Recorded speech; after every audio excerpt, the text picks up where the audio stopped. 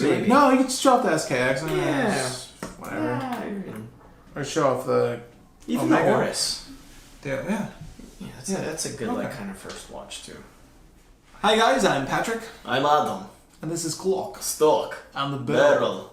I don't know why we did that. I don't know why we did that. Can you tell me why we Take did credit for that. Okay, no, you deserve credit for that. Guys, this is a new segment we're going to add to the show. I felt like it was sort of essential after some recent comments we received that I realized that some of our audience is just getting into watches. So for our veteran collectors out there, maybe you'll find something of value in this video, maybe you won't, but if you enjoy our content, I'm hoping you'll also enjoy this video. Yeah. But this is the beginner's guide to buying watches. I think we have to appeal to everyone because I think we're kind of seasoned collectors. Well, with the amount of watches we've had, we are. So sometimes I think with the perspective we take is sometimes almost a little too advanced. Sometimes for some people that might be stumbling into our channel, they're like, whoa, backtrack. How do I first get into this so that I can get to where you guys are? You know, so totally. This is kind of a video for this lonely Sam out there that who only knows the SKX. yeah, Who only knows the Orient Mako. or a fossil watch, perhaps. And there's nothing wrong with those watches. Yeah. But yeah, guys, I have a few guidelines when it comes to buying watches nowadays that sort of were true in the beginning. However, they've sharpened from how broad they were before. So that's what this video is going to be. And this is going to be a multi-part series where we're going to cover topics that hopefully are viewer suggested. So if there are some veteran collectors out there and there's something that you found valuable in your collecting life or habits that you feel like we could share, please let us know because we'd love to talk on topic for you. And you guys have been really great about commenting or messaging us with topics that we haven't truly delved into. So again, thank you for all that commentary. We really do appreciate it. For sure. But today, this is specifically for the new buyer, and this is getting into watches for the first time. Things you should look for. They're not, what markets to go to per se, but things you should consider when you're looking into your first watch. Mm-hmm. Yeah. So I have sort of 3 guidelines that are sort of my North Stars for what I look for in a watch. And the first and most important thing is, and we're both going to harp on these things, I think they're true for both of us, right? For sure. Is just buy what you like. If it's a DW, buy it because Do not buy a TW. No, it's totally okay. Personally, it's a little overpriced for what it is. But there are cheaper like quartz DWs, I guess, that are out there. If you like that aesthetic, there's so many options. I would say that's like a Bauhaus design.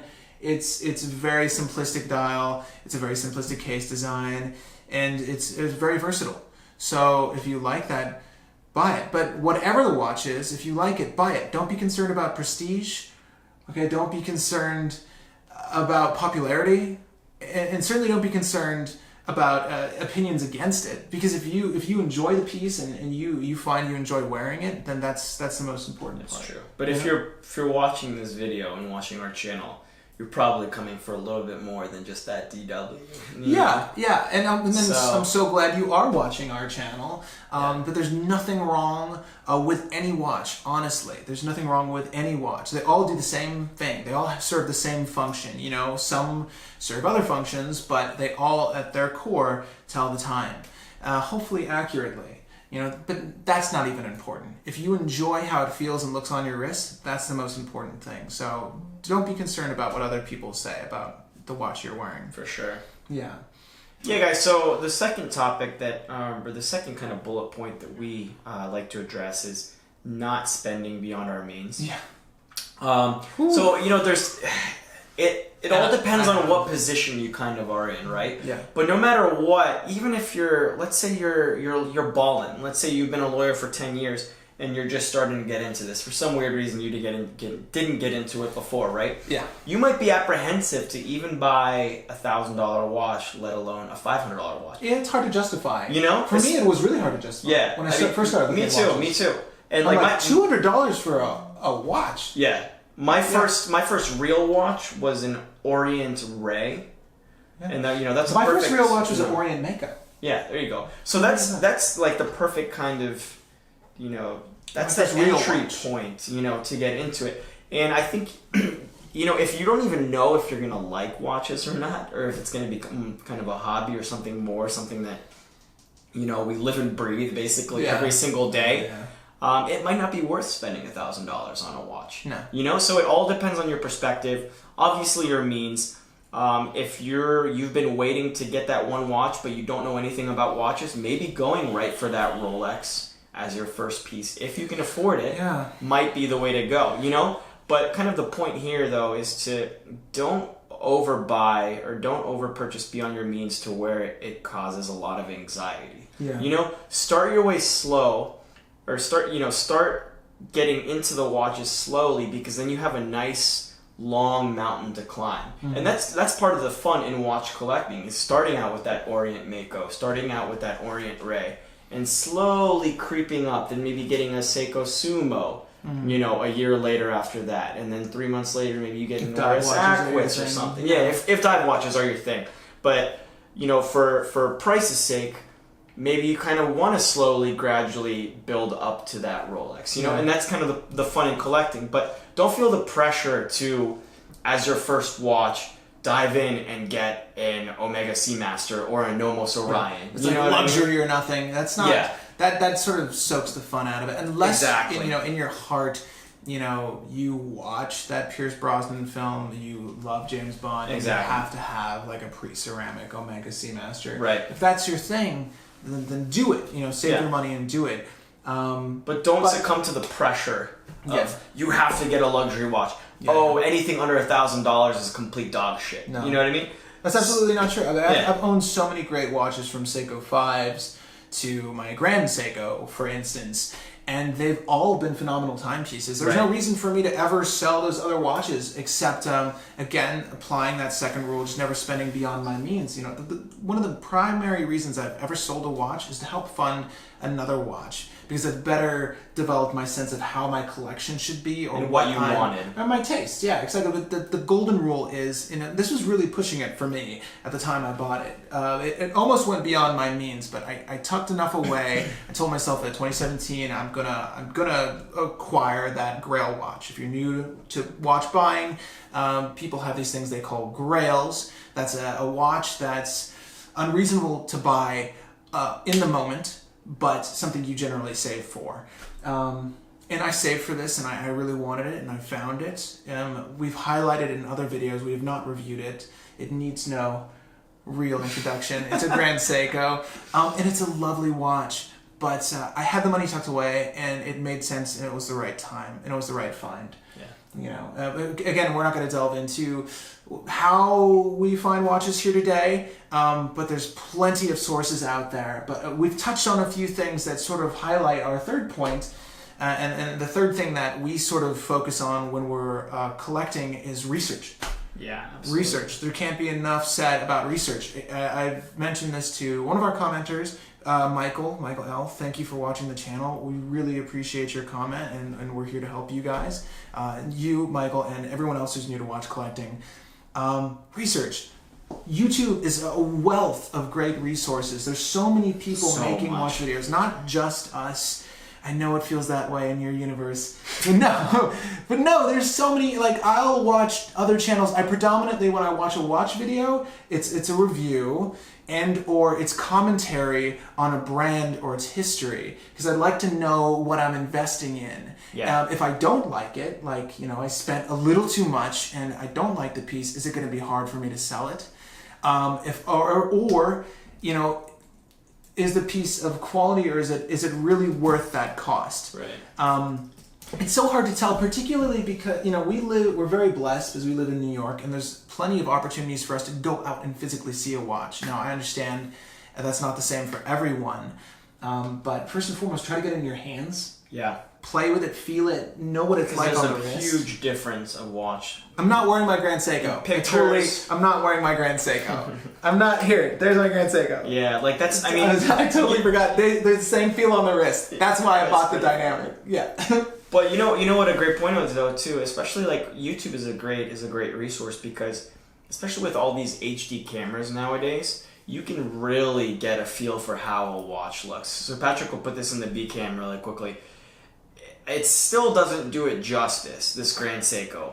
But with these great cameras nowadays, you can really see some of the fine details and the reflection, and you can even pick up some of the depth of the watches that otherwise in some, iPhone pictures or Instagram pictures you wouldn't be able to see.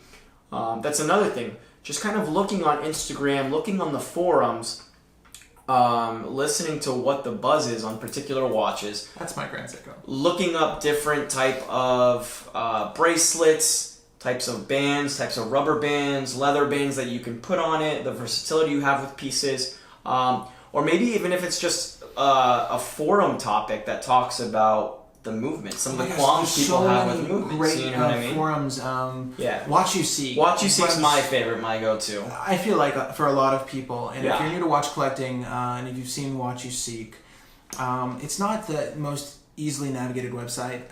However, it is a wealth of knowledge, because there's so many people that are experienced in a certain watch's history and or the culture of a watch that are more than willing to share their opinions on the watch, but also give you valuable information on the watch. And likely, if you have a question now about a watch that was made in the 70s, there's probably been an answer or a couple answers on that watch in these forums we're talking about. Exactly. You know what I mean? Like, there's probably a ton of people that have spoken on the Omega Dynamic. You just have to find the right forum thread. And chances are there's a blog that has a review. Yeah. Just like a YouTube channel as well, there's probably a chance that a blog has a review on the watch that you're looking for. And a lot of our fellow YouTubers do run blogs. Like, I think A Blog to Watch started as a blog. Am I wrong? Hodinkee started as a blog, and they have they've just produced a new segment on their show. I think they go live every Friday. Yeah.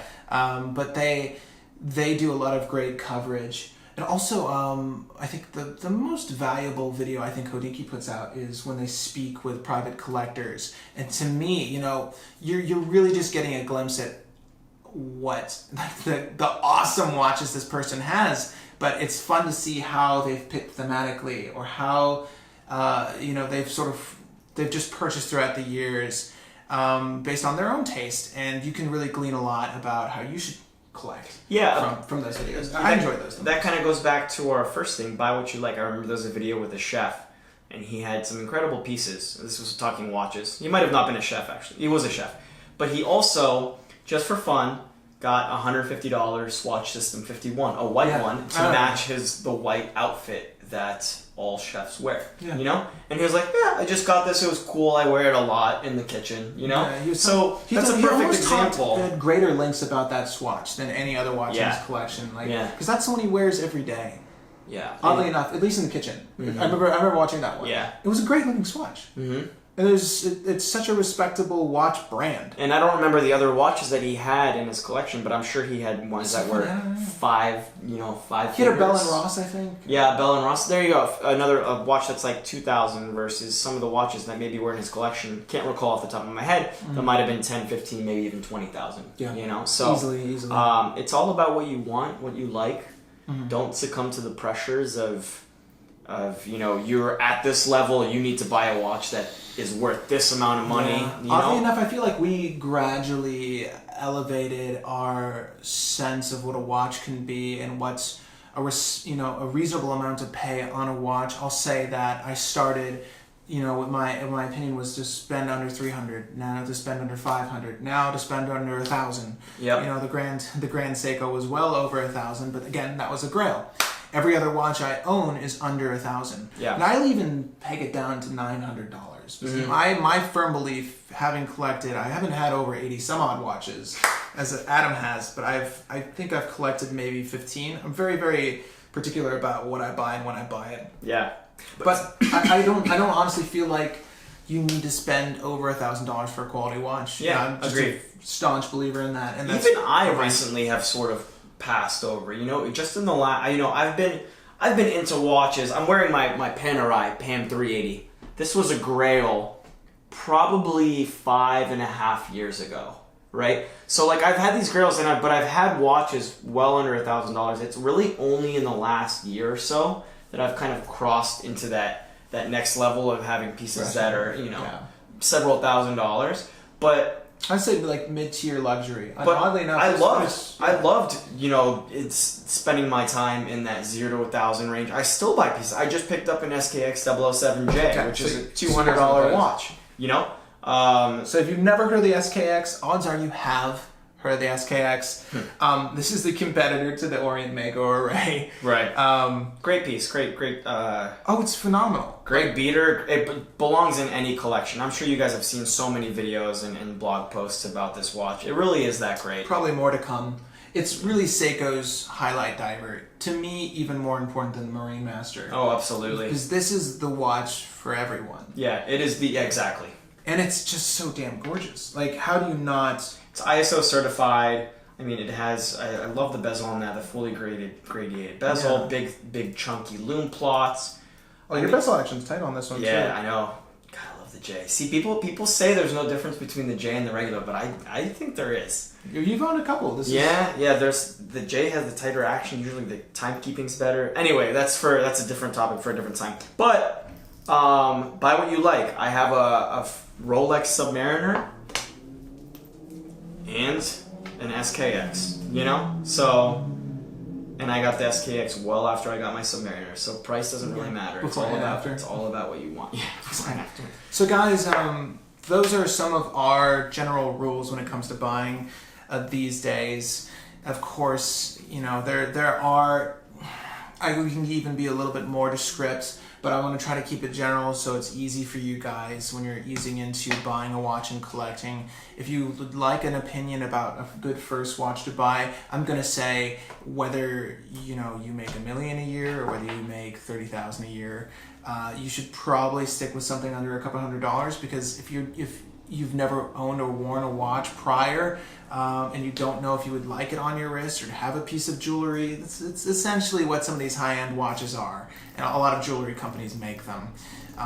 But get a feel for it first. Buy an SKX or buy an Orient Mako, or Orient is a Japanese brand that makes a lot of great sub $400 watches. Buy one of those, see if you like it, and then again, ease into a good groove of collecting. Yeah, and that kind of easing into the groove will really ultimately just give you a better appreciation and perspective of watches as you go up the tiers. You know what I mean? No matter, like you said, no matter what income bracket you're in. So. Yeah.